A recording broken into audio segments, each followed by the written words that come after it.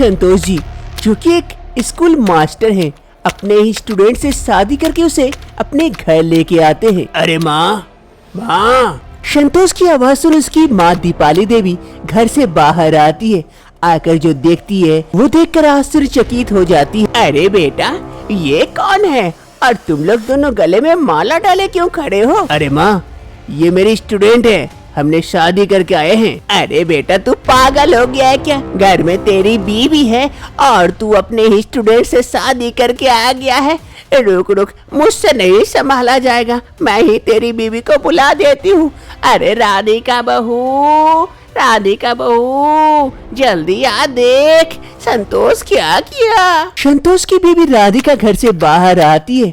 वो देखकर तो अपना सर पकड़ लेती है। अरे ये क्या संतोष जी, ये क्या किया आपने ही स्कूल स्टूडेंट से शादी रचा ली?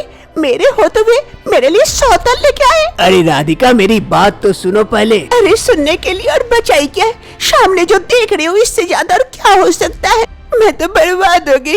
माँ जी, देखिए ना इसने क्या किए। अरे बेटा, जा इसे घर छोड़ा। अरे बेटा, जा जा घर चली जा अपने, ये तो कोई मजाक था। अरे नहीं नहीं, मैं कैसे जा सकती हूँ?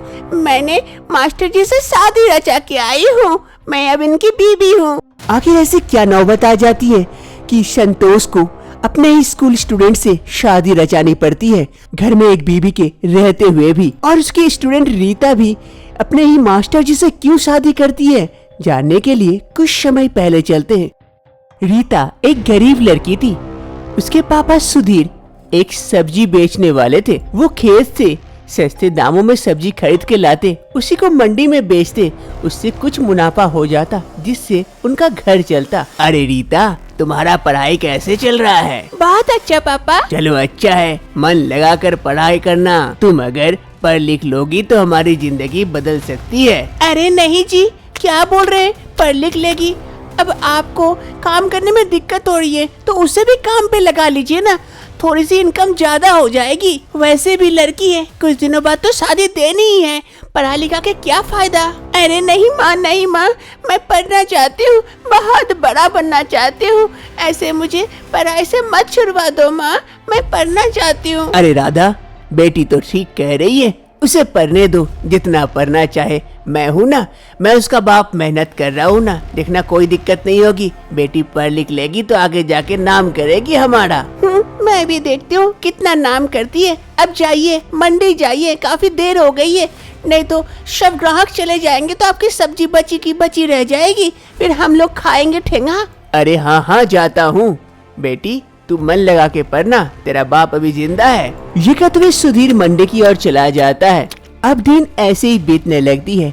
सुधीर हर सुबह अपनी सब्जियों को लेकर ठेला लेकर मंडी की ओर जाता है बेचने के लिए, और उसकी बेटी रीता स्कूल की ओर। अरे सब्जी ले लो, सब्जी, ताजी ताजी सब्जियां हैं, सब्जी ले लो, सब्जी। रीता की एक बेस्ट फ्रेंड थी मीना। वो दोनों हर रोज स्कूल आती, मन लगाकर पढ़ाई करती, क्योंकि उन दोनों को कुछ करना था लाइफ में।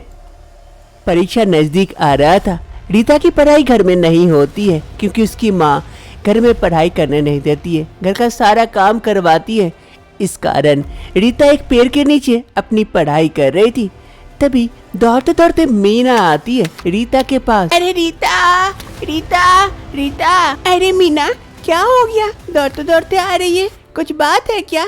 मुझे अभी पढ़ना है, खेलना नहीं है। अरे नहीं रीता, मैं पढ़ाई के बारे में ही कुछ कहना चाहती हूँ तुझसे। क्या? बोलना। अरे मुझे सोनाली बोली कि मास्टर जी इस बार सबको फेल करवा देंगे। लेकिन क्यों करवाएंगे? मैं तो अच्छे से पढ़ाई की हूँ। अरे नहीं नहीं, उसे जो भी पैसे नहीं देंगे सबको फेल करवा देंगे बोले हैं। ये क्या कह रही हो तुम?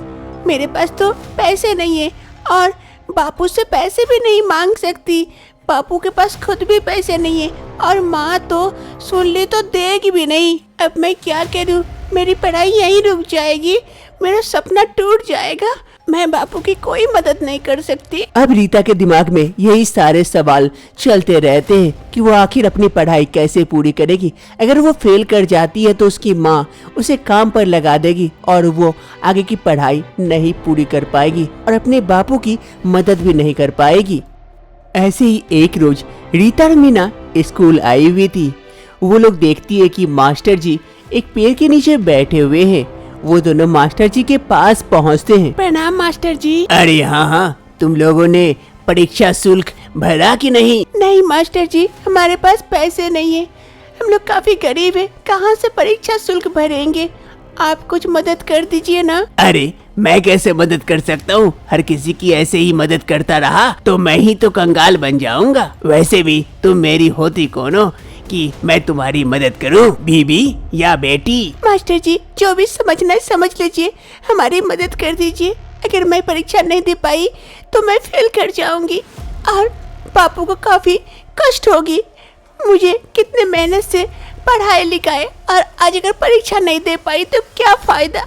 अरे ये बात है, एक काम करो, मुझसे शादी कर लो, मैं तुम्हारे सारे फीस माफ कर दूंगा, सारे पैसे मैं भर दूंगा। तो ठीक है मास्टर जी, मैं आपसे शादी करने के लिए तैयार हूँ, अपनी पढ़ाई पूरी करने के लिए। चलो तब ठीक है, मेरे घर तो एक बीवी है, तुम छोटी बीवी बन जाना। रीता अपने आगे की पढ़ाई पूरी करने और अपने बापू की मदद करने के लिए ये बात भी मान जाती है मास्टर जी की। वर्तमान समय सभी कोई घर के अंदर आ जाते हैं। अरे बेटी, तुम तो इतनी छोटी हो, तुम शादी क्यों की? इसके साथ कोई दिक्कत थी क्या?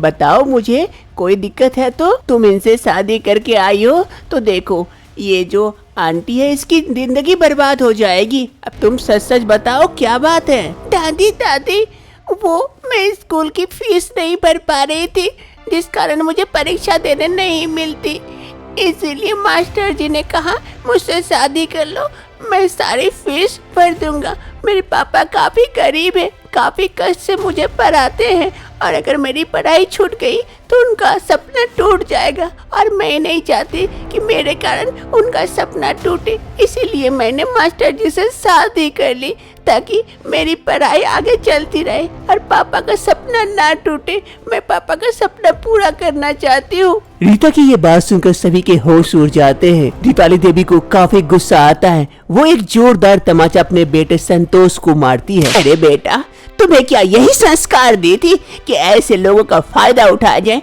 इस बच्ची की पैसे देके अगर मदद नहीं कर सकता था तो तुम्हें इसकी जिंदगी से खेलने का अधिकार किसने दिया? तुम्हारी एक बीवी के होते हुए इस छोटी बच्ची से इस बच्ची का जिंदगी खराब करने पे चुले हुए थे। अरे बच्ची, चिंता मत करो, तेरी आगे की फीस मैं दूंगी, तुम्हें जितना पढ़ना है तू पढ़ना, मैं पैसे दूंगी और तुम्हें कोई शादी रचाने की आवश्यकता नहीं है। तुम जाओ बेटी, घर जाओ, बाकी आगे मैं करूंगी तुम्हारी पढ़ाई पूरी। मन लगा के पढ़ना और अपने पापा का सपना पूरा करना। रीता काफी खुश हो जाती है और वहाँ से चली जाती है और इधर संतोष को शर्मिंदगी महसूस होती है। उसे अपने गलती का एहसास होता है। आज रीता पढ़ लिख कर परीक्षा में काफी अच्छा नंबर लाती है, अगल बगल के गांव में से सबसे टॉप करती है। रीता को मास्टर जी पुरस्कृत करते हैं और रीता को आगे की पढ़ाई पूरी करने के लिए स्कॉलरशिप भी मिलती है। रीता इससे काफी खुश होती है, उसे अपने आगे का सपना पूरा होता हुआ दिखता है। रीता के घर वाले भी काफी इससे खुश होते हैं। रीता के पापा काफी खुश होते हैं अपनी बेटी से। अब उसकी माँ भी रीता को पढ़ाई से नहीं रोक टोक करती है। रीता अब आगे की पढ़ाई पूरी करने के लिए शहर जाने वाली थी।